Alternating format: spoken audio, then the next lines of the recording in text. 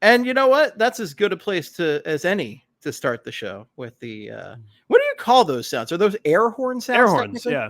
Yeah. So there's an app that I used to have on my phone. I don't know if it's still around, but it was called, or perhaps is called, the Ham Horn. So you just download it, and whenever it gives you John Ham yelling. Yeah, whenever someone's going ham or whenever something lit happens, you just pull that out. And just do it over and over and over again until everyone hates you. Anytime you need John Ham just saying, that's what the money's for. You can just pull out that that's app. what the ham horn is. Yeah, that's what the ham horn is. Yeah, it's perfect. It really, really, exactly what you would think it would be. When you download the ham horn, John Ham. John Ham, every time. You know, that's what John Ham is there for. Some people complain that the marketing is off. I don't see why. I think it's exactly what it should be. It reminds me, there's an SNL sketch from a few years back where it's John Ham's. It's so stupid, but it's very funny. It's John Ham's John Ham, which is like ham you eat on the toilet or something. I love that, actually. What's your good? What's your John snack, Steve? My John snack? Yeah, what do you eat on the John? I try not to eat anything on the John because you don't want those particles. But I guess if I was going to eat something, it would have to be something relatively hands-free. So maybe like a jerky or something. Well, I mean, it doesn't have to be hands-free. It doesn't have to be. It doesn't have to be. So like, okay, so in this scenario, I'm just like trying to get away from the office, right? And just have a snack in the shitter. Just have a snack. Have a little snack. Okay. Maybe a little bag of Famous Amos. Know what I mean? Yeah. Like a little snag one of those, put it in your pocket, head on into the bathroom. Little toilet cookie. Little chocolate chunks in there, and you're not. Yeah. This is appetizing. Let me tell you. I wish I still had. I got a big cookie with lunch earlier, and I wish I had the big cookie to pull out as a prop right now and just start like munching on. But like Jon Stewart. Daily Show, Jon Stewart, just exactly. Pulling out food. My COVID buddy, Jon Stewart, right there. Yeah, it's man. I don't know. I do love a big cookie though, like a big cookie. So I'm really excited for a couple of reasons because I've already discovered like a very, very good cookie in the city of Philadelphia that I can buy whenever I want. Liberty Kitchen has a really good cookie, like really, really good. Right over there on Front Street. So highly recommend Liberty Kitchen. And then I'm sure that's like a famous place. I don't think that that's some sort of unknown establishment. But Liberty Kitchen has got a really good cookie.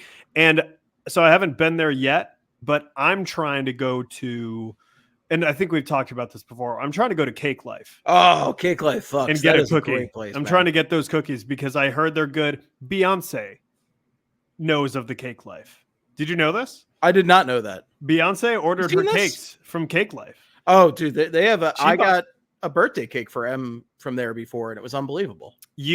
How's it feel eating the same cake as Beyonce? I just feel privileged, man. I just feel privileged. It's an exciting realization. You realize that you and Beyonce have the same diet, Steve. Oh yeah, that shows. That shows 100%. Let me tell you, right there. Oh baby, no. Cake Life's awesome. Also, a low key great cookie that you can go in and easily get almost all the time. La Colombe, the coffee shop, which you're not too far from. La Colombe, COLOMBE. Wait, COL? So La Colombe. COLOMBE. La Colombe with a B. Yeah. You with a B. Okay. Yeah. Or as my idiot coworker used to say, "Oh, you going to La Colombe for a coffee today, Steve?" See, La Colombe. I would have pronounced it. I absolutely would have pronounced it that way. Except you've heard me say it now. He heard me say it every day where I'd say, "I'm going to La Colombe to get a coffee." And I go, "Steve, you're going to La Colombe?" Like, shut the hell up, you idiot. I love that. Yeah. Dumb. It's beautiful. He was dumb. I hope he's listening.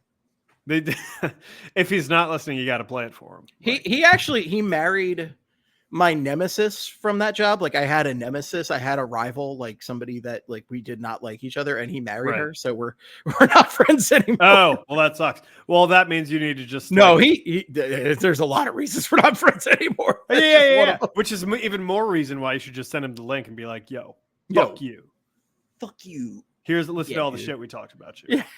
Yeah, he's gonna find this through YouTube. Actually, that's how it happened. Yeah, he probably will. Lockaloom, I know you're not a coffee guy, but it's fantastic coffee shop. I actually get my like beans from there all the time.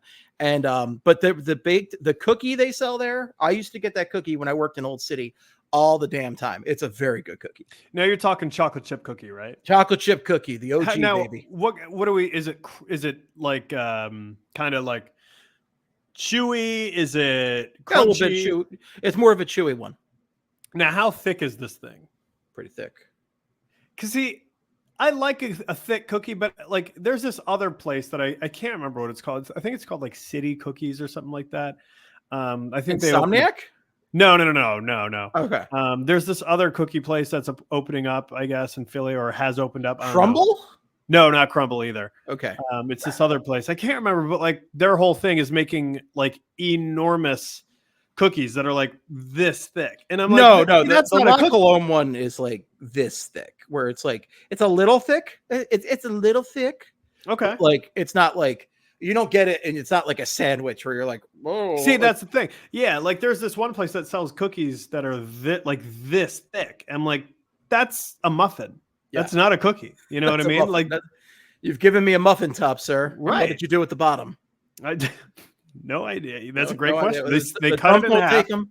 The homeless won't take them. You know, it's just a quandary, if you will. It is quite a quandary. But no. I love a good cookie. The Lockaloom cookie's very good. Cake Life's outstanding for everything. The cakes look really, which I mean, surprise, it's called Cake Life. Yeah, but like it all looks good. Everything from there looks good. I'm going to very casually ask the missus, what's your favorite Cake Life cupcake?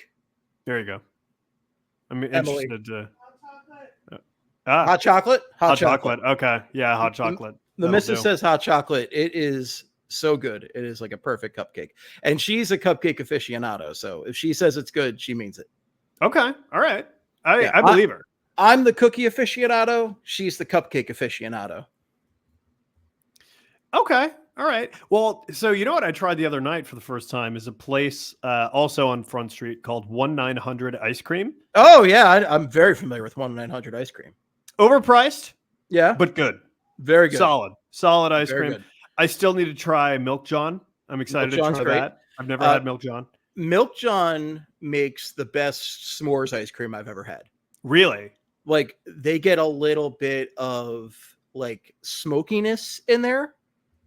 And I don't know how they do it, but like it tastes like a campfire, but just enough where it's not overwhelming. Okay. It's really, really good. Is Milk John in like a old church or something? I don't know about that one. The one there's one near me on Passyunk.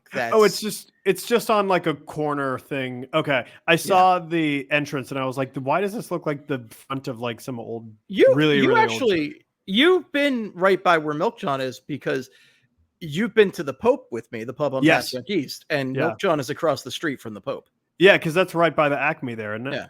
Yeah. So come down. We'll go get a pint of beer over at the Pope. Down there. Come on down. We'll get a pint at the Pope, and then we'll get a pint at Milk John. Do they have chocolate chip cookie dough ice cream? That I'm not sure about. They do have. That's a cookies. They do have milk and cookies, and that is okay. I'm cool with that. I just polished off a pint of that last weekend, and that milk and cookies is the best I've had too. It's like in here, as you're talking, I'm just writing all this down, and I just looked it up, and it's right there. And boy, oh boy, does that look good! Yeah, Milk John's really good. I really like milk. We're actually we have an overabundance of great ice cream places in Philly right now because we have 1-900. We have Milk John. There's a great place that I love to go to down on Passyunk that's not open quite as much as those other places, but I really, really like it. It's called D'Amelio's Old World Ice Treats. Mm-hmm. that dude, he also makes his own like water ice. I forget exactly what he calls it. He doesn't quite call it a water ice, but he calls it something like that. An Italian ice for you non-Philadelphians. And he did an ecto cooler flavor a few months back that was outstanding. It tasted just like the ecto cooler from your childhood.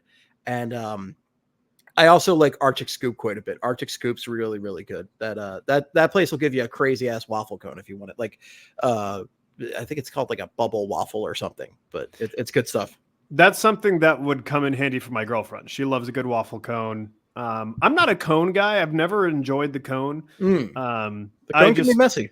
Yeah. I don't want to deal with all that. So I typically just get like the cup, and I feel like the cup I can get more. I can get more cream. You know what I mean? I am a slut for a waffle cone. I love a waffle cone because I just like that waffle flavor. Then she might really like Arctic Scoop because you can get different flavors of waffle cone. Okay. Yeah. You can get like a dark chocolate one. You can get like a strawberry flavored one. Like they've actually got flavored waffle cones, which is cool. And Arctic Scoop has cookie dough ice cream. They do, and they have really unique Asian flavors too. I can't remember quite what they are. They always have a banging green tea one. They have a really good green tea one. Interesting. I never would have. Yeah, that's really interesting. Huh? Yeah, but it's a overabundance of good ice cream right now. So good stuff to start a hockey podcast off of this week. Honestly, yeah. I mean, dude, it's August. We got to talk about something. So we were going to start this podcast talking about something completely different, but then in typical Flyperbole fashion, we just went off the rails and started talking about something that was not planned at all. I had a blank sheet until like 9 a.m. this morning. You filled out all of it. I did no contributing to this. Well, like we first had the Corey Pronman ranking came out today, so that was fortuitous because I just added a bunch of stuff. The porn man himself, Mr. Porno, Mr. Skin. The porn man.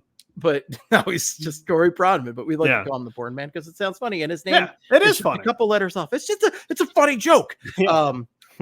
And then there's another topic, but I don't even want to mention that before we get into it because this one is going to raise my blood pressure to like dangerous levels. Like my doctor recommends not talking about this topic, but we're going to talk about it. We're going to get into it. Okay. But doc, listen, I have to talk about it. The people demand it. The Flypaniacs are saying, you got to talk about it, Steve. They're always coming up and say, Steve, why don't you talk about this more? Talk about it, Steve. And I say, well, I gotta, but that's what we're going to get into. But yeah.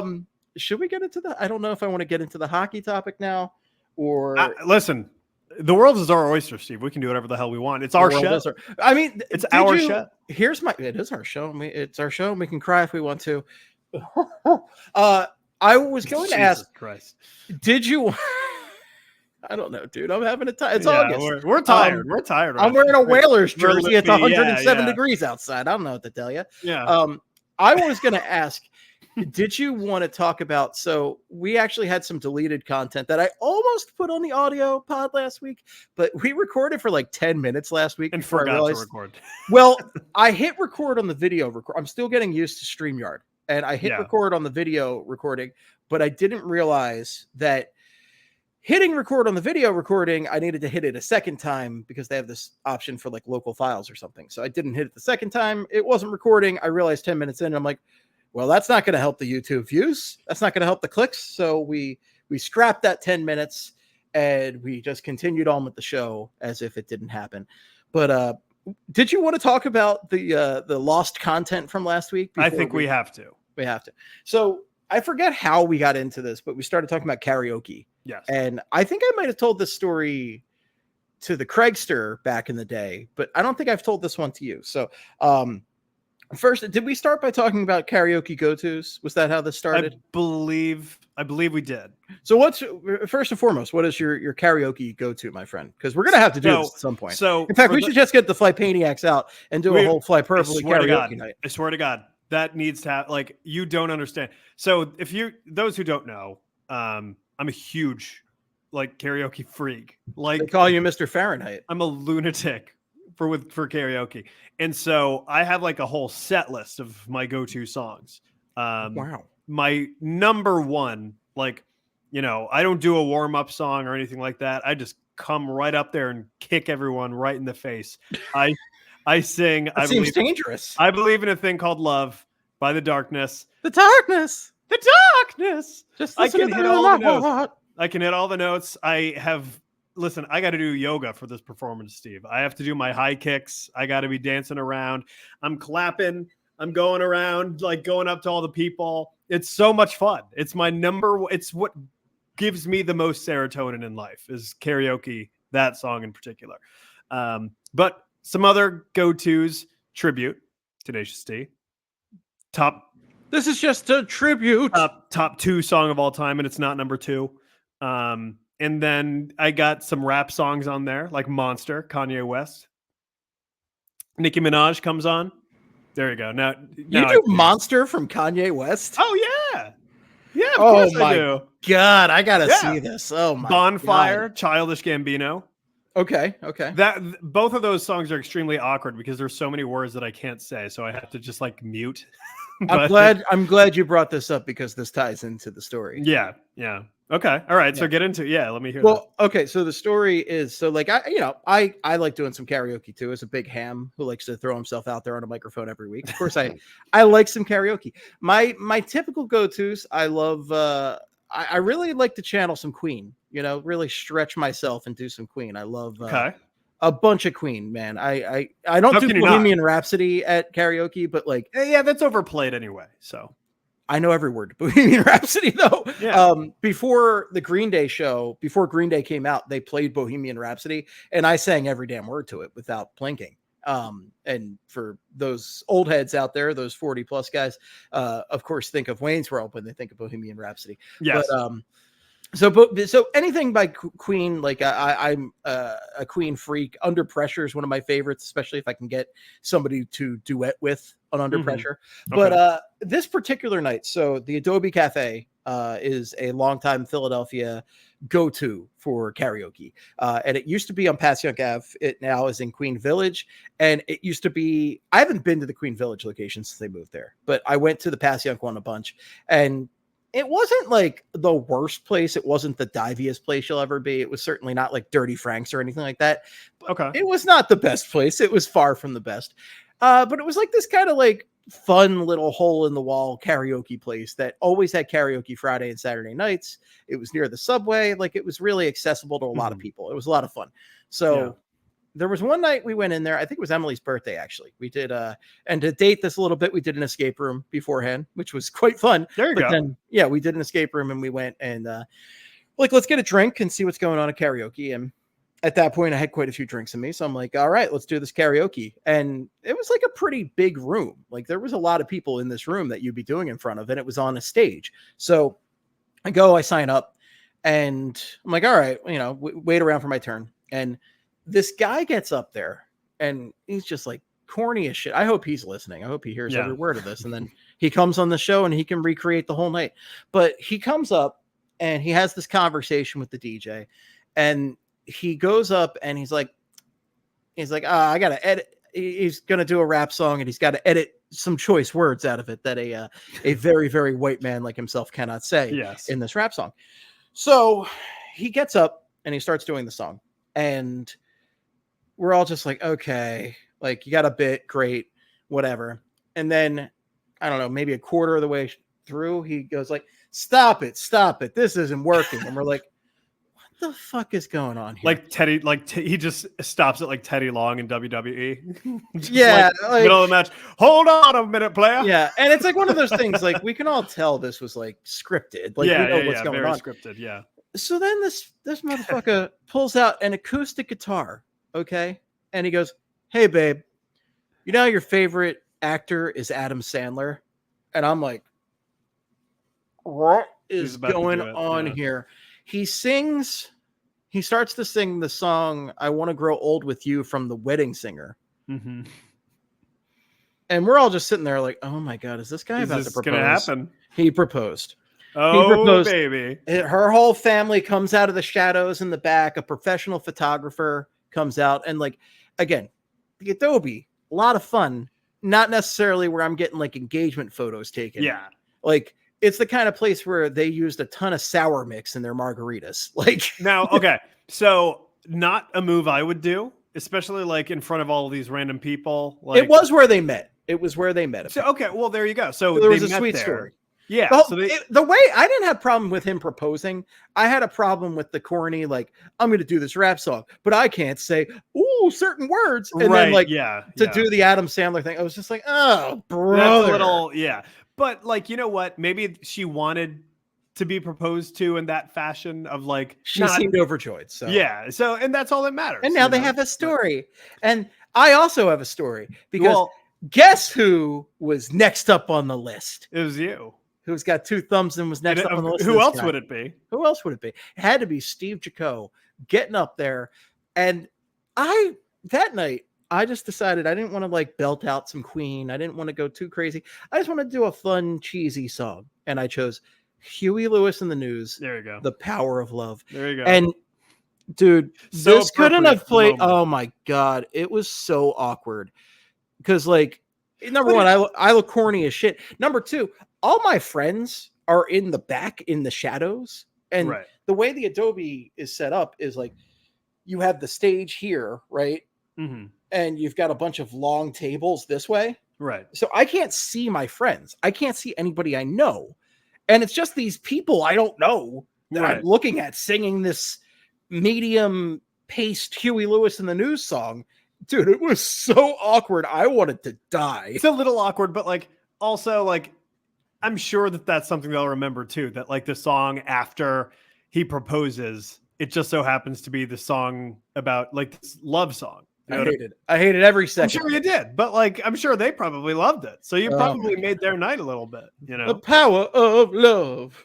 You know what I thought you were gonna say when you said that he just like got up there and just randomly stopped the music and pulled out an acoustic guitar, like as he was about to prepare or propose.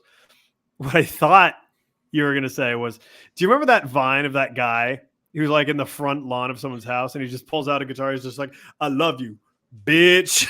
No, I don't know that. I don't know. I ain't never going to stop loving you, bitch. And he just like strums. He's not even like playing the guitar. It's just God. No, I playing do not weird notes.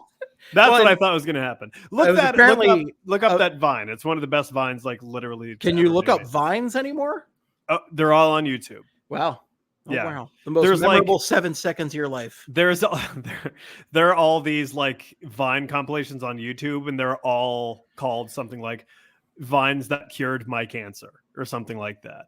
And there's like a million Vine compilations online, and they're still there. You sure about that? I swear to God, Steve. You sure about that? No, I was saying that to the headline on the Vine, which... Yeah, Steve, you don't understand the power of Vine. The power of Vine. The power of Vine. That's what you need to get to know. Just like Marty McFly over here. Yeah. Jesus Christ. Vine is doing really incredible medicinal things. Frankly, right now.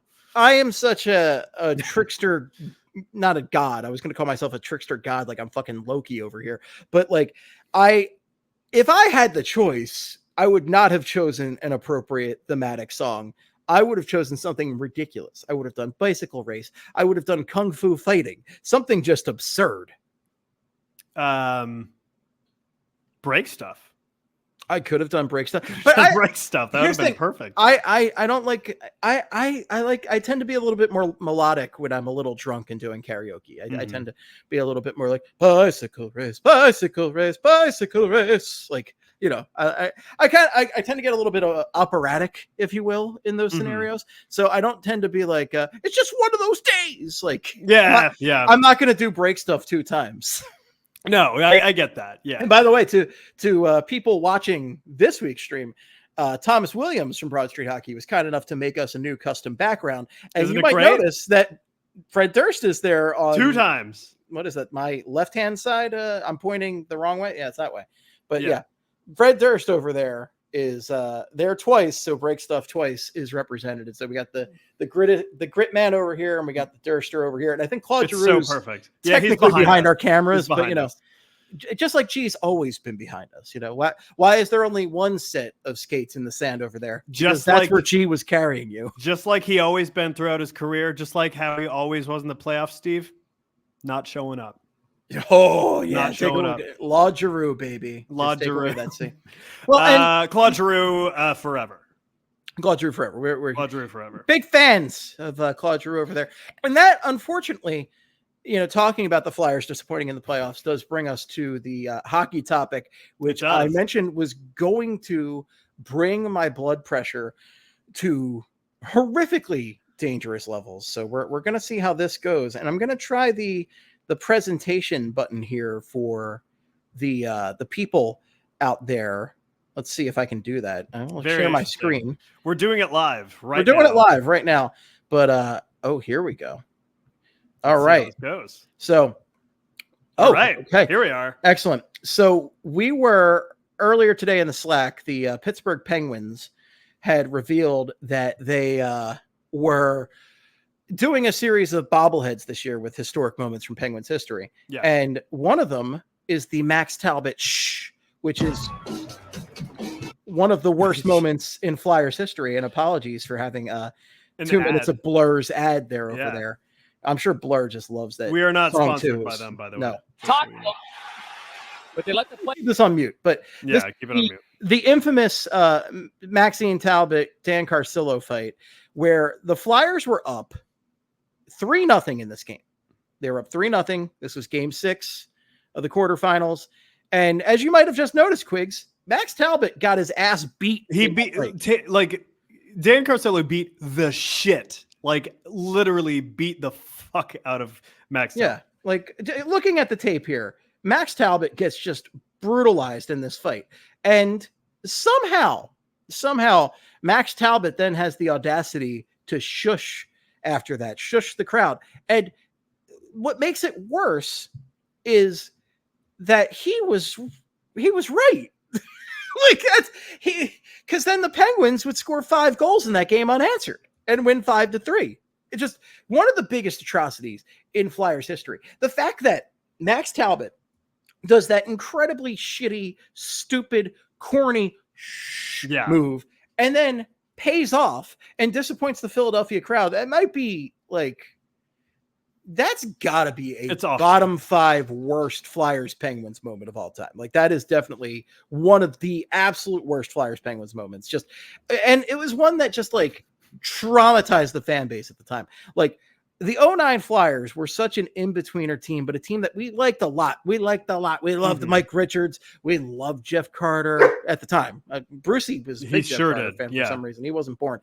Jeff Carter scored a lot of goals. We might not like him after 2010, but you know what? He scored a shit ton of goals, and those Dry Island mofos, they were a lot of fun.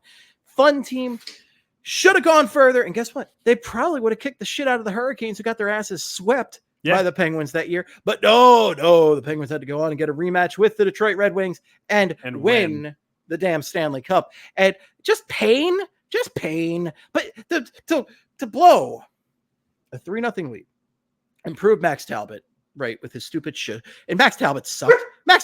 Wait, Bruce knows Max Talbot sucked. He was a piece of shit. And I'm still mad from when he was a Flyer. Fuck you, Paul. I was going to say, most of the people listening to this probably know that he wasn't very good. He played for the Flyers. He played for the Flyers. And he was also responsible for Bruno Gervais coming here. And Bruno Gervais, terrible defenseman. Absolutely horrible. But yeah, Max Talbot. I want to get it. I hope somebody steals those bobbleheads, like the Yager one, and I hope they explode. I hope they just burst into little pieces everywhere, and the fingers are just off floating in the ocean, and then somebody responsibly picks them up and disposes them properly. But that's what we need. That's what needs to happen. But some good Max citizen Talbot out there, just go out there, steal every one of these Max Talbot bobbleheads and destroy them. Get rid of them.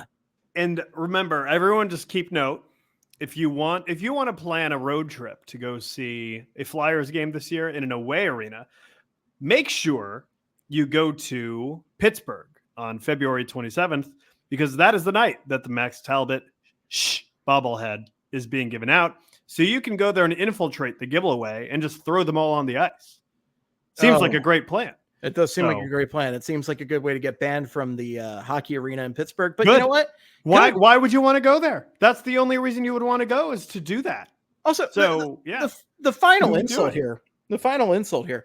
February 27th is my late mother's birthday. So this is just a personal shot at me by the Penguins. Okay, giving this away on my mom's birthday. This is just fucked up.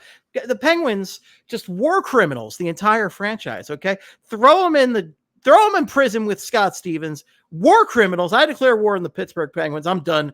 I think it's the most infuriating bobblehead that I could have seen today because it just awakened. Like it's Cam Talbot. It's Max Talbot, and this was 15 years ago. I mean, and you're making a bobblehead for Max Talbot.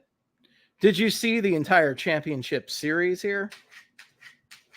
I mean, we've got Max Talbot shushing. We've got Phil Kessel starfishing on the ice, Andrew McDonald style.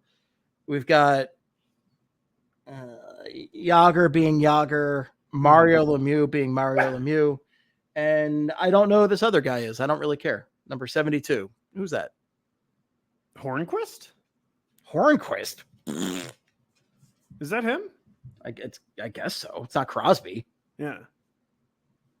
All I know, all I'm saying is like, listen, I understand. Was that Patrick Hornquist's number? I can't remember. Who's to say? He doesn't matter at all, Patrick Hornquist. But it's just so weird that, like, dude, it's Max Talbot. He could not be like, I understand, he did the whole, thing, but like, get out of here, man. Like, he didn't have an actual impact on that team. Like that was Hornquist. Good job. Yeah. Okay. I was going to say, yeah, I thought it was. No, Max Talbot sucked. Oh, still mad. He was not good. For signing he was not good. Like he's got a tattoo. The most memorable thing he's ever done in his career was getting his ass kicked. And the rest of the team just so happened to get a fire under their ass watching that. He didn't do anything. He didn't actually do anything to make the Penguins win the Stanley Cup. So what also makes me mad about that is just the fact that the tired narrative of like one fight can turn the game around actually worked, because that shit never works. I hate that. Somehow this one friggin' day it worked, and the Flyers didn't secure a 3-0 lead at home. Like, I mean, I was going to say it all works out because then they went and got Chris Pronger, but that team came to win shy of the Stanley Cup. So, did it work out? I mean, 2010, the best Flyers run of my lifetime that I can remember. I mean, 87's within my lifetime, but I was 3 years old. Right. I don't remember that. But like, no, I'm bummed. Well, you know what? Doesn't matter because I think in the next few years, the Flyers are going to have a lot more to celebrate than the Penguins will. Oh, baby. That's my hot take prediction. I'm thinking the Flyers are going to be a little, I think they're going to be making some moves the next few years. And I feel like the Penguins aren't, because they're big time old, Steve. Like, they're like as old as you. Oh, I know, which I shouldn't be playing hockey. I shouldn't be playing hockey. Well, that was such an uncalled for. It was, but yeah, it was also very funny, so I had to do it. But like, they're an old team. Sidney Crosby, he's about to come join the Flyers with Matvei Michkov. Like we called it. It's going to happen next year for sure. And, Matvei Michkov, well, first off, so the Penguins are desperate. Okay. They're out there. They're getting guys with fake made up names. Okay. They just traded for this guy, Rutger McGroarty, which not real, not a real person. Okay? Literally an imaginary friend. AI generated person. Mm-hmm. All right. Not real, but they traded for him from the Winnipeg Jets. He didn't want to go to a place without parks or airports. So Rutger McGroarty, which is again, a very Garnett Hathaway-esque name to say, yeah. Mm-hmm. He's headed to the Penguins. Big whoop. It's not going to save you. All you guys are mummies at this point. They're mummies. They're old. Pretty much. Yeah. 1 foot in the grave. Am I right? They might as well be. But yeah, like, I mean, listen, I just don't think the Penguins got it. I say this now, they're going to win the goddamn cup. No, it's not happening. But yeah, if I could have a bet specifically that the Pittsburgh Penguins will not win the Stanley Cup this year, I would put every dime on it. No, I would too. Yeah, no, I don't think they will. You know what you can place a bet on this year? What's that? You can place a bet on Matvei Michkov to win the Calder Trophy for Rookie of the Year, which a Flyers never won. A Calder? Never won the Calder. And Michkov actually has the best odds to win the Calder this season. Oh, wow. That's fascinating, Steve. Do you think he does it? Do you really, truly, in your heart, do you think that Matvei Michkov wins the Calder this year? Here's the thing. I know the Flyers are cursed with awards right now. So yeah, they are. I totally believe like Sean Couturier is the one guy to get over the hump in recent years with the Selke. Yeah. But like Claude Giroux completely robbed of the heart over by Taylor Hall of all people. Like just absolutely. Who's gonna remember Taylor Hall in 20 years? Nobody. Yeah. Taylor Hall sucks. But like Claude Giroux absolutely robbed. But I mean, there was a time where Taylor Hall was really, really, really good. Fuck him. He sucks. He was very good. He was good. But guess what? Claude Giroux was better that year. Okay. I think overall he's had a considerably better career than Taylor Hall. For sure. But I think that year in particular, I thought Claude Giroux was better. I thought Taylor Hall was good that year. Don't get me wrong. Taylor Hall was very good.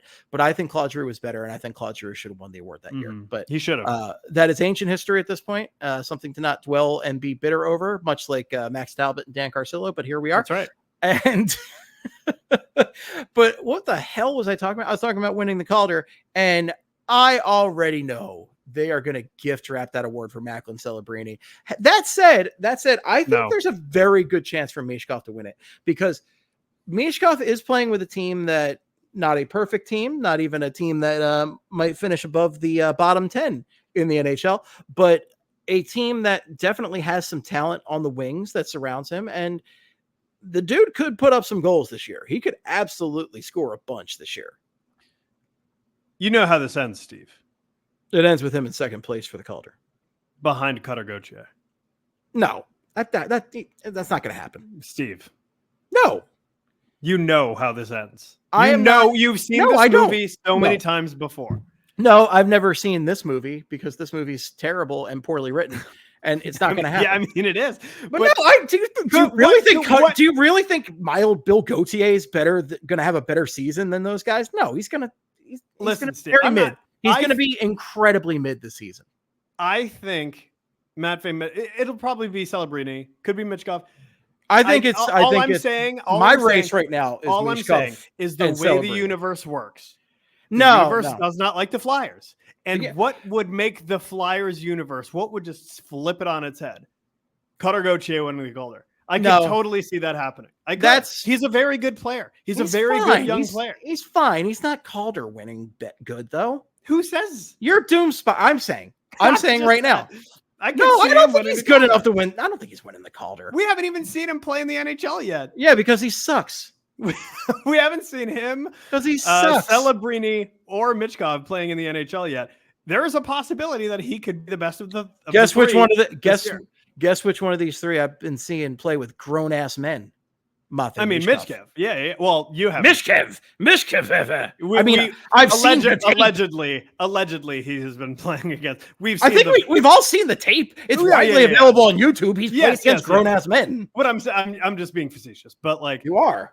Yeah, but another thing that all I'm saying, it's possible Gauthier wins. And listen, I'm not rooting for it to happen. I'm not rooting for that. But that we have to prepare ourselves. So much money. No. I'm not even preparing myself because it's not going to happen. It could happen. Steve. It's not going to. It could. It's not going to. Should we make a? No, I'm not going to. I'll make a bet with you. No. I will do a podcast bet with you. I don't want to put money down on that child. No, it doesn't have to be money. It could be a drink. It could be anything. Okay. I could have to sing a song on the podcast. I could have to do something humiliating. You know. So I don't want to say right here and now that he is going to win the Calder, Gauthier. But like, why don't we just make a bet? Just man up and make a bet. Will Cutter? I don't know. Will he be a Calder? Will William Gauthier? No. Will he win the Calder? Sure. Well, we'll determine the terms later. But I'm shaking hands on this right now. I firmly believe he's not. I will say his odds right now per unnamed betting app here, he is plus 500 currently.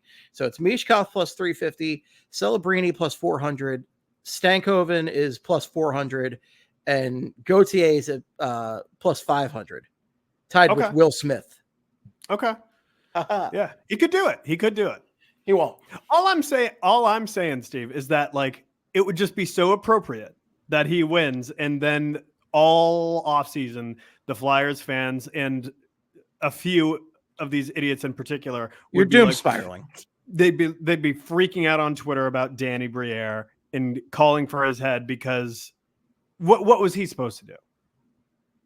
I know. Like they could have had him sit and get redrafted. That would have looked great. Yeah. Oh, yeah, that too. But yeah, no, so you couldn't do that. That would wouldn't be insane. But I'm just saying, I could see it happening. It would be crazy. You're thinking it'd be so funny. I don't like how you're thinking. I don't either. I don't like how I'm thinking either. Listen, Steve, I was born in the darkness. Do you understand that? Oh, I was born in the darkness. Don't talk to me about being born in the darkness. I started. Okay? You have seen good Flyers seasons. Yes, but I also saw Dan Carcillo beat the shit out of Max Talbot, and then. But you saw, and then the next year the Flyers went to the Stanley Cup. They didn't win, but they went. They lost. And you got to enjoy that ride. Patrick Kane scored a goal in the side of the net. When I began watching hockey, do you want to know what? I almost broke my friend's chair. Do you know what season? I went into his kitchen and I slammed his chair down like 3 times. I told you I was so mad. I told you what season I started watching hockey, right? Buddy, you weren't born in the darkness. Okay. Don't talk to me about the darkness. All right. I own property in the darkness. You own real estate. Yeah, I own real estate in the darkness. I'm an Archduke of the darkness. Maybe I don't know the darkness quite like you, but I can say this. You know the darkness, but you don't know the darkness. Yeah, that's right. I have not seen any light since beginning hockey fandom. I've seen none.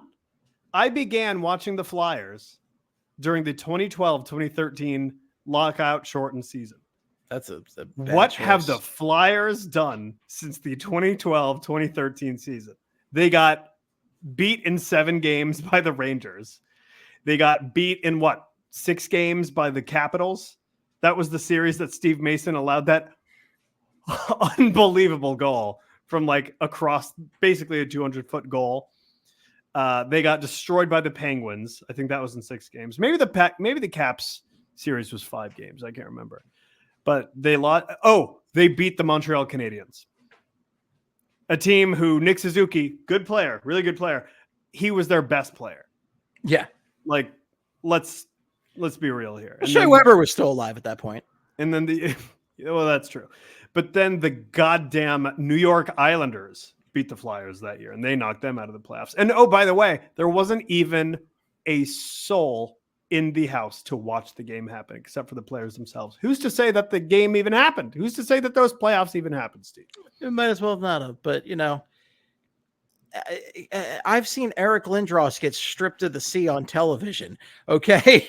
My favorite player of all time. I saw him get almost killed by this franchise, stripped to the sea. I have seen some shit. Okay. You have. Yeah. The Lindros trade, the Tampa Bay series, in 2003. Oh my God. Jesus Christ. That Tampa Bay series was, that might've been, that's definitely a top 5 most gutting Flyers moment for sure. Maybe top 3, because that team gave their all and just failed utterly. Can we agree though, that it's all dark. It's all dark. We were both born in the darkness. Sure. I was born in a back alley with no lighting. You were born in the cosmos, buddy, in a black hole. I didn't see a championship in Philadelphia until I was in my 20s. Okay. Yeah. I was 24. When I saw my first championship in any sport. This is a 4-sport town. I didn't see a championship until I was 24 years old. Yeah. Okay. It's crazy. It's man, I don't know how I still like sports. I really don't. I've seen it's a hell of a drug, Steve. It's a hell of a drug. It's not a good one. It's not a very fulfilling one at all. It's not. It has me questioning my life choices often. Yeah, I think this might be the last podcast. I think, I think we're just going to cancel the show. We've talked it out and it's over. So thanks for listening. Good night and good hockey. It's perfect. Yeah. Yeah. Fade to black. Yeah. Fade to black right there. Yeah. Perfect. But how the hell did we get into this? But yeah, I don't know. Yeah. This Matvei Michkov has good odds for winning the Calder. That'd be cool if he won the Calder. I just want to see. That would be fun. If he hits 50 points, I'll be overjoyed and way way too cocky, like the cocky, confident. What is it? What's the meter again? It's like you've got like cocky. Distraught. Cocky. Cocky distraught meter. Yeah. So like the meter is gonna break off if Michkov gets 50+ points this year, because I think the over under like as it should. The over under I think is around like 47.5 or something like that. So like it's one of those numbers that I think people are going to be paying a lot of attention to this year. But if I just see a couple amazing goals, I think the cocky meter is going to break off. If he gets like, I mean, to make me happy as like an outsider.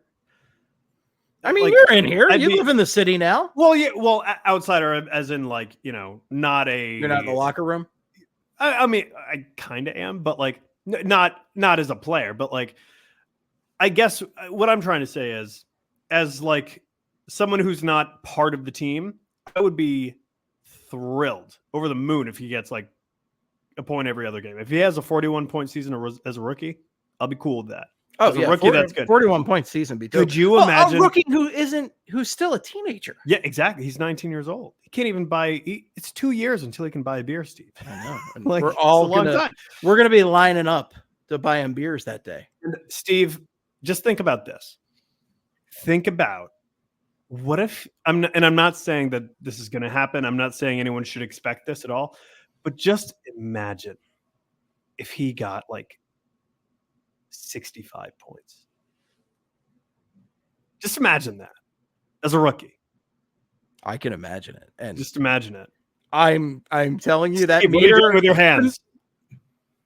There we go. Meter is going to explode. Okay. Just like those Max Talbot bobbleheads when Flyers fans do their due diligence over there. Like, it's going to blow up. We are going to be insanely cocky. It's like when the Eagles win one game, we get insane. It's going to happen if Michkov has a killer year. And like, again, the definition of killer is like, if he has like 40+ points, it's going to be great. That'd be excellent. If he got like 40 something points, that's incredible. If he gets a nice amount of points, we're going to be losing our minds.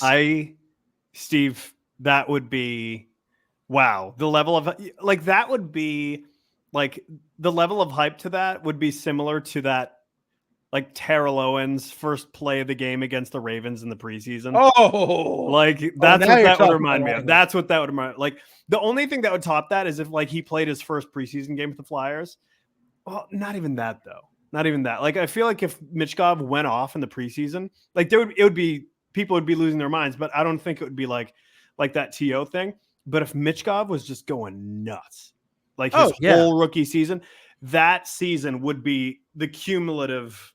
Dude, the first time he scores a goal, it's going to be like that TO play, like Which that's the most nuts I've ever gone over a preseason anything in my life, because it was beautiful after years of Todd Pinkston and James Thrash. It was like I think I might have cried manly tears that day. That was it was the one thing that they needed. No, granted, one of the big differences is that the Flyers need a lot of things. Yes, they badly need Michkov, but they need a center. They need more defensemen. They need a number one goalie. But it's hope, like we've got a little bit now. Hope, like we're all really excited that Michkov's coming over, but like it's still like there's trepidation because he is so young. And we don't know how old he's going to be. And we actually are going to get to this in a minute or two. But, Corey Pronman and other national writers, the Porn Man, love to kind of throw some water on our fires when we're getting really fired up about stuff. And, it's mostly like praise about like the promise of Matvei Michkov. But there's definitely, a little bit of dousing of the flames here. Because a little bit, people don't want us to be so excited. No, I mean, that's his job, right? Is to be like, well, this could happen or this couldn't happen. But ultimately, the thing is like, it's very exciting. But until we see him in action in the NHL, you can only be so excited. Right. Yeah. No, you're right. And, I'm pretty hyped. Nonetheless. Like, there's no reason not to be absolutely stoked right now. Like if you are a hockey fan, if you're a fan of the Flyers, like you have to be stoked about just this promise. But like, again, there's the thought of getting somebody. Like we've always seen like getting big names in Philadelphia, right? Like you think about like when the Eagles put together the dream team, right? Everybody was hyped, right? Okay, this is gonna be awesome. That team friggin' sucked. They were terrible, miserable team. Yeah, and we've seen other. That was teams. the end of Andy Reid. That was the end of Andy Reid, who might go down as a top 3 NFL coach all time, like ever. Yeah, it's unbelievable. But like, you get these promises, and rarely are they kept. I saw numerous Phillies free agents before Bryce Harper completely disappoint. Bryce Harper was the one guy they signed to an outrageous contract, maybe the most outrageous contract in the history of Philadelphia sports. And Bryce Harper has delivered in spades. He's been just outstanding. There are a few guys that you see come in, like AJ Brown's one of those guys who came in, and even AJ Brown, like, people were excited, but they didn't really know what to expect. AJ Brown's been one of the best receivers in Eagles history. But rarely do the big names come in. Like Lindros came in with an amazing amount of hype and mostly fulfilled it, but also had a ton of injury issues and ultimately left without a chip, like so many people. Iverson came in and pretty much lived up to the hype for the most part, but obviously had a ton of issues with coaches and management and stuff. And it's one thing to, and I think so many of us have been burnt so many times that we do go in a little bit more cautious than we would otherwise. But like, nonetheless, dude, I can't wait to see this guy in action. And I think once he does something amazing, we are going to absolutely, like, we might collectively crap our pants when it happens. Yeah. And listen, like, we don't even have to say it. Danny Briere already said it. Like, this is the most buzz around this team and around a Flyers player since Lindros. Yeah, like, it's been that long. And like, Giroux was great, but like, there was never a buzz around him like this. And like, even when he did establish himself as like a top 4 player of the decade, which he was by points scored, people still didn't appreciate him then.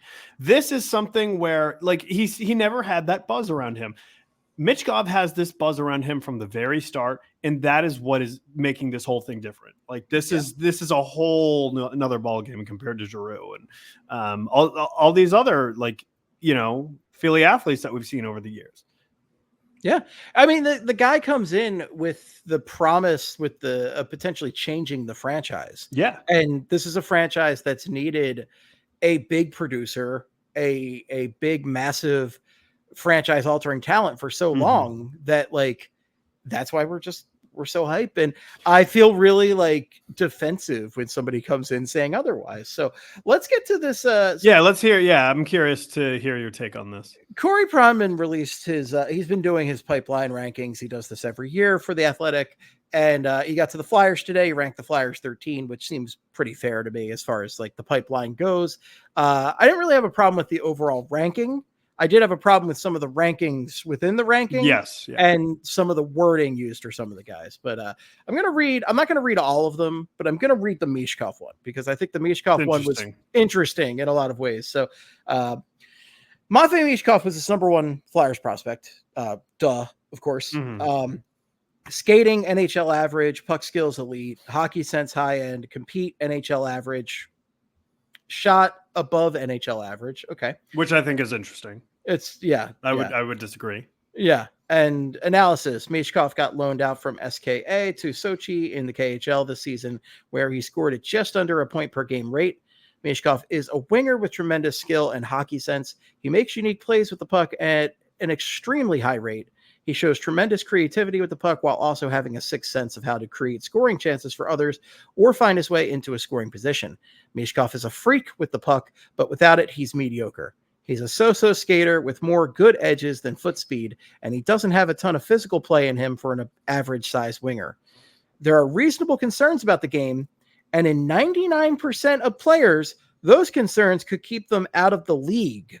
But when you're as skilled as Michkov, I'm not that held up on it. He projects as a legit star winger in the NHL who can be a leading scorer on a team. So it's mostly good, but I really took umbrage with that. Mediocre.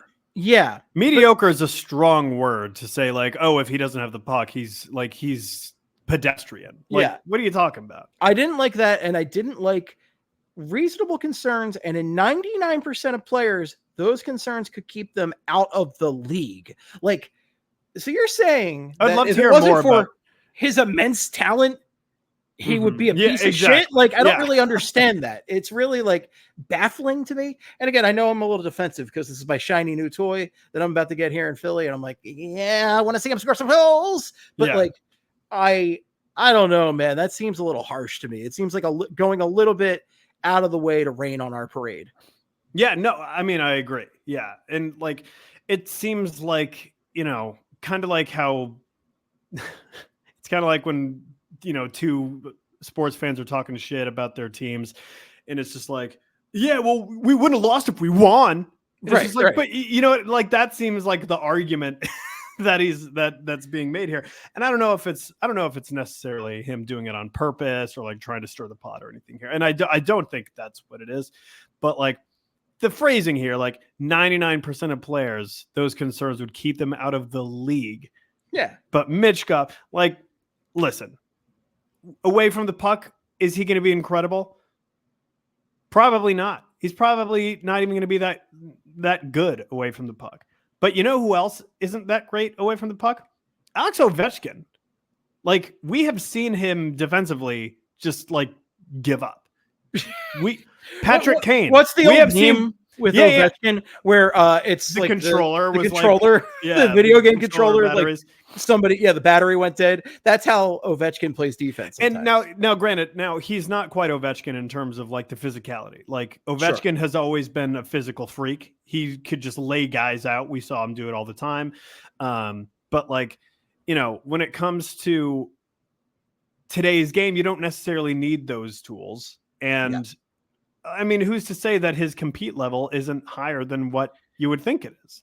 The compete level, I think I took some umbrage with. Yes. Just because from everything I've heard, and again, it might look different when I watch him out on the ice regularly, but this dude seems ready to friggin' play. Like, he wants to be here. He wants to be the best damn player on the Philadelphia Flyers.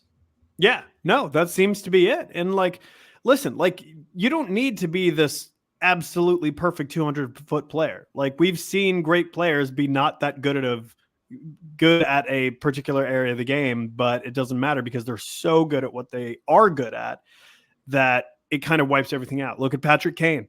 Like, he's one of the greatest offensive players ever. He's the greatest offensive player, American player to ever play. And he's miserable defensively. Right. It's because he shouldn't be focused on that. He should be focused on the offense. And that's what Michkov should be focused on. Focus on what you are special at. And he is special at offense. He is special with the puck on his stick. As long as he's in position to, distribute the puck to his teammates and weave through the offensive zone and score goals. And you know what? Sometimes he'll have games where that's not possible, but for the most part, he needs to hone in on what he is special at.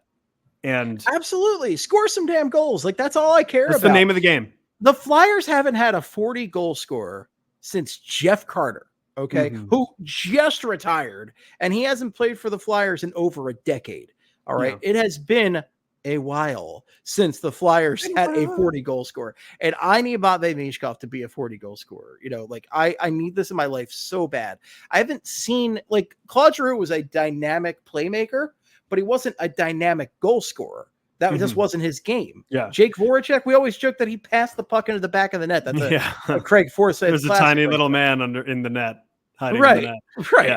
Like, Voracek was not a good, and Wayne Simmons was a very good goal scorer and fighter, but like, he maxed out in what was the mid 30s, I think his tops. Yeah. Mm-hmm. Yeah. Like, this is a guy who has potential to be our first 50 goal scorer in a long time. He could do it. Like, he could. The raw potential is there to score 50 plus because he is a goal scorer and that's what he could do. And dude, John LeClair, you want to talk about like actually being spoiled by the Flyers? John LeClair spoiled me because I used to not think scoring 50 goals was like the biggest deal in the world because John LeClair would do it so often. And man, was I wrong. It is special. And if you find somebody who can put up 50 or at least has that potential, like, you got to cherish that. So just score, baby. That's all I care about. Imagine if Claude Giroux had a player like Matvei Michkov when he was on the team. Bring him back. Bring him back. Bring him back, baby. We miss you, Claude. We Bring miss him home, you, baby. Oh, we joke around about that C, but you know what? We miss you every day. Mm-hmm. But yeah, that certainly is. Those were some harsh criticisms of Matvei Michkov, but to his defense, the Pronman's defense, he does say at the end of his little spiel here, he projects as a legit star winger in the NHL who can bring who can be a leading scorer on a team. So even though there were some harsh words in there, the hype is still very real. Yeah, exactly. The hype is real. Don't let the harshness of certain wording rain on your parade too much. But overall, it's positive. It's just like a couple words you're like, I don't know about. I don't know about mediocre. But. Yeah, there's too much use of mediocre in there. Like, let me enjoy this. So I can't wait for him to get on the ice. So just prove all the haters wrong, baby. Let's do it. Yeah. Next up on his list, he had Jamie Drysdale at number 2. I don't take too much umbrage with that. Drysdale's pretty raw at this point, but like we saw what he can do skating and offense wise. So like if the coaching staff can work with Drysdale to really like put things together, he could be really phenomenal for this team for a long time. Yeah, I think so. Yeah. There's obviously a lot of questions around him. His health, is his skating going to get back to what it was, which I think it will, but like, can he get the offense back? Can he round out his game and be reliable defensively? Because we're going to be talking about that Habs game with Drysdale and Sealer for a long time because it was so bad how horrible they were that night. It was rough. But like we need to keep in mind that like he was not healthy.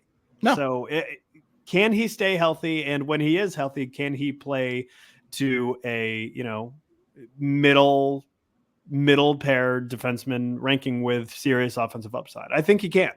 Yeah, I think he's got huge potential. It's just a matter of like, can he stay healthy, as you said, and can this coaching staff hone him properly? Because he also came onto this team mid-season. This is not a guy who has really spent a lot of time under the coaching staff. I think you have a lot of interesting players, and this is definitely something to discuss as we get closer to the season. But, I think about Ivan Fedotov. I think about Jamie Drysdale as guys who have not really had a ton of time under this coaching staff that really could benefit from learning more and adapting to the system more.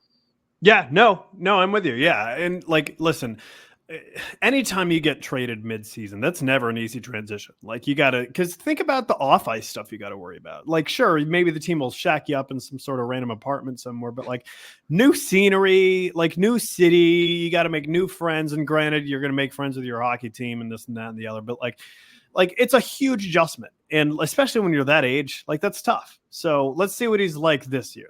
I'm not even thinking about last. Oh, I am.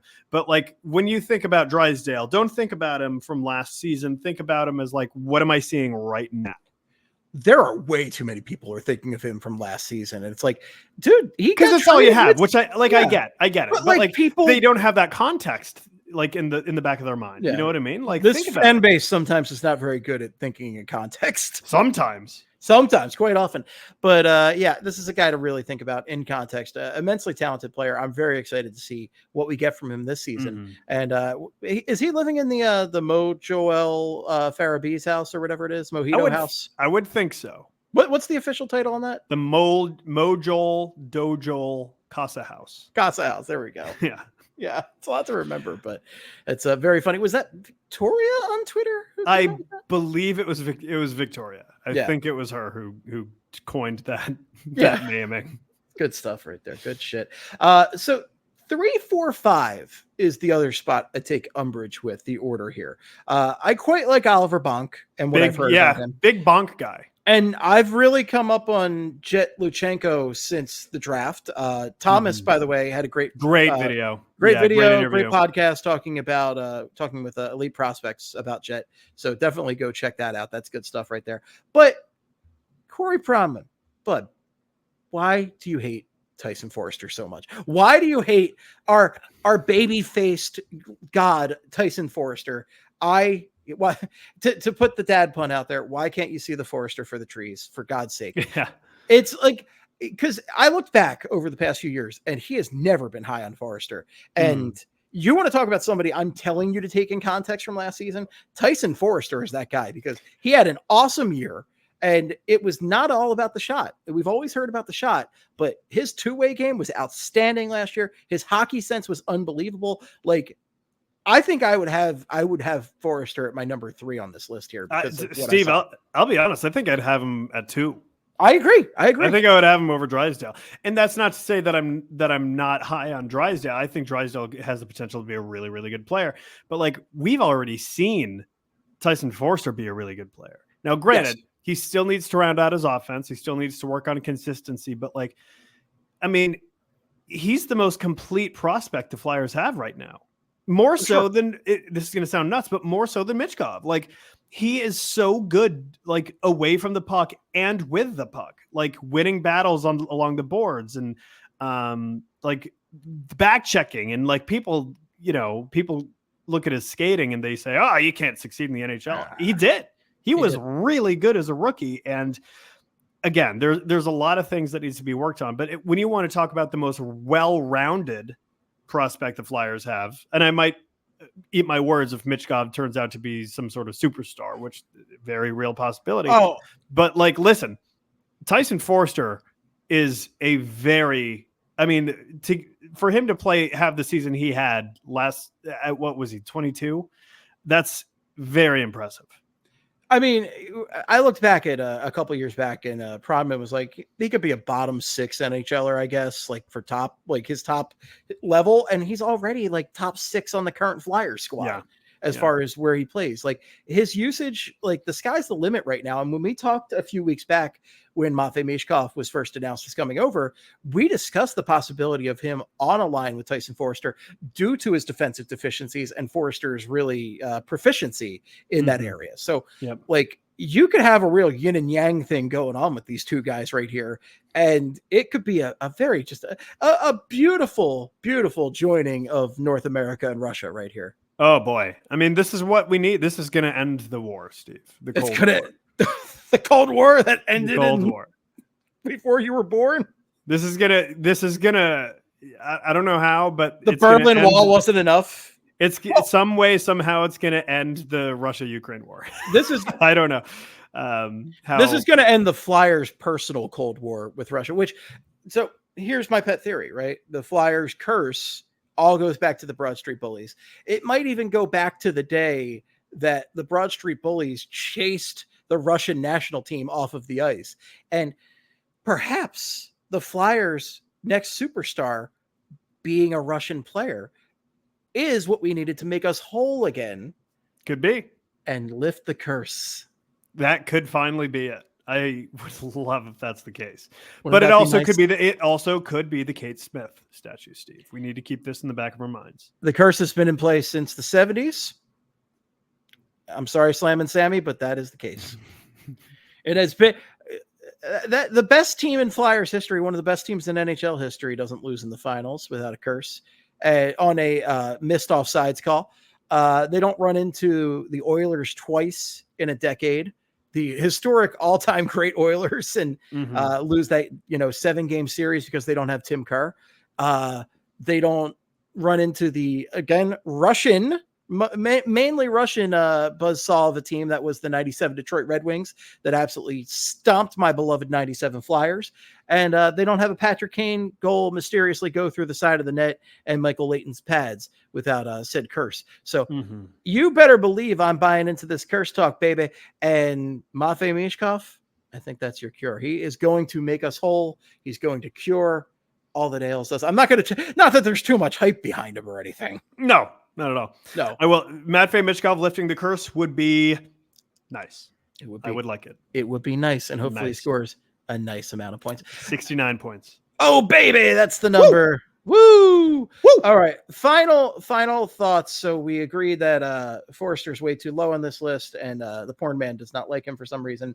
Oliver Bonk, I didn't have any umbrage with what he said about him. Seems like a fine prospect. Yeah. Jet, rising up through the ranks. Check out Thomas's podcast on that. It sure seems like the narrative around Jet is changing rapidly, very quickly. So it's almost like somebody did their scouting homework and decided that they just liked the player. Wild, Steve. Wild. And people are salty as hell about 𝙒𝙎𝙎𝙎𝙎𝙎𝙎𝙎𝙎𝙎𝙎𝙎𝙎𝙎, but again, a lot of teams passed on 𝙒𝙎. Mm-hmm. So we're going to see. Time's going to tell. I mean, we're talking about Jet's a literal teenager right now. Okay, so we're not going to know for a couple of years, but I am liking how he's rising through the ranks, and I'm liking a lot of the narrative behind him right now. Mm-hmm. And then number 6 was Jack Berglund, who I don't know. I think that's a little high. A little high. Yeah, I mean, I just think that there are some other prospects that are a little bit more. They have a lot more upside. Yeah, and that's the other thing. Like, it seemed like there were some guys that were ranked a little low. I also noticed that everybody's favorite topic of choice right now, 𝙏𝙒𝙄𝙏𝙏𝙏𝙏 Kolosov, was nowhere to be found. Right. Yeah, Igor Zhivragin was on there, but like, see, this is another thing to keep in mind. Like, Corey Pronman's doing this for all 32 teams. Yeah, crazy. Like, that's a crazy. That's absolutely crazy. And the thing is, when you're stretching yourself so thin, writing about every team, you're obviously not going to be able to know the full extent about everybody's team. Yeah. Again, I nonetheless still take the same amount of umbrage with his words about Michkov. And I think Forrester, he's just never liked Forrester for years. Mm-hmm. Like he has an actual pattern of not liking Tyson Forrester as a player, not as a person, but as a player. Yeah. So all that stuff is valid, but yeah, like when you get to some of the lower prospects, it's like, yeah, maybe he only saw a few games here and there of those guys and is writing based on just what he saw in those. Yeah. And that could be what it is. So yeah. Yeah. But overall, Flyers are going up or moving on up the rankings of prospect pipeline. That's good. You like to see it. You like to see it. Absolutely. But yeah, we could break that down for days on end, but you know what? It's about time to wrap this puppy up right here. And it's been a lot of fun, but we talked a lot of nonsense, but we talked a lot of hockey for August. And I'm proud of us for getting that out there. I am too. Yeah, we did do a lot of hockey. Like, oh, wow. I feel like we had the right amount of goofing off and the right amount of hockey talk as well. So good balance, Steve. This is very good. Perfectly balanced, as all things should be. All right, folks. Well, we're going to head out of here, but thank you so much for listening and or watching. If you have any feedback for us, the best place, unfortunately, still is on twitter.com.org.edu.ca.musk. If you want to follow us, well, if you're watching on video, we've got our tags right here in the corner. But if you're only on audio, I am at Flyperbole or at 𝙏𝙎𝙎𝙏𝙏. If it's for hockey purposes, make it Flyperbole. That's on Twitter. That's on Blue Sky. That's on Instagram. And that is on TikTok. Quigz, where can people find you on the socials? Oh, wow. You can find me on the socials at Ryan Quigz with a Z. Do it. Worst decision of your life if you do. Do it. All right. Follow the Quigster. Go follow myself. Do it. Follow Broad Street Hockey. Follow our new YouTube channel. Yes, follow us on YouTube channel. Yeah, we're trying to build that up. And of course, please continue to listen to the audio podcast. I am begging you to at least click on the audio podcast. Click on it, play it for 15 seconds, and get the hell out of there. It's great at the gym, folks. Just run to the sound of me and Quigz. All right. Yeah. Nothing. At 4 speed, 4 times. Yeah, that'll help. I will say the Flyperbole song is a banger at double speed. I really love listening to it at double speed. Oh, yeah. I mean, at any Flyperbole, Flyperbole. Oh, yeah. It's great. I honestly, I'm sometimes tempted to speed it up and just make that the new song, like just at the beginning. Good. That's the thought. I could do it. Maybe for the new season, maybe we'll roll that out there. But follow the YouTube channel. It's out there. It's doing great. We're also trying to share more clips of the pod now that we have video stuff on Instagram and TikTok and YouTube Shorts and everything. So check all that stuff out. We're going to have a lot of fun with it this coming season. Lots of content. We are really upping the podcast game this year. So follow along, tell your friends. It's going to be a lot of fun. Do it. Do it. All right, folks, we are going to head out of here. Thank you so much. And again, in the words of the great Gene Hart, good night and good hockey. Wow, wow, wow, wow, wow. Wow, wow. Wow, wow, wow, wow. Wow, wow, wow.